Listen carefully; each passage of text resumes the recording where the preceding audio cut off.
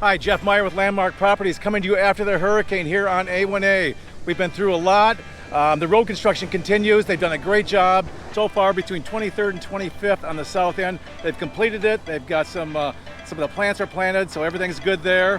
From 22nd to 29th on the south end, they're working on drainage right now, so they're finishing that. And then they'll be curbing that also before they start with the roads.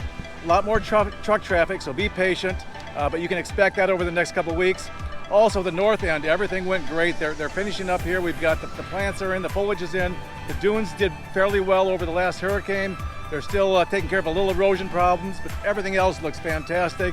So I'm sure they'll be removing the cones here pretty soon and be back to normal speeds here on the roadway. Again, take your time. We've got a couple more months left. Let's get through this. If you have any questions regarding your real estate, don't forget Landmark Properties. We're here below the Java Joint. You guys have a great week. We'll be back to you in a couple weeks. Cheers.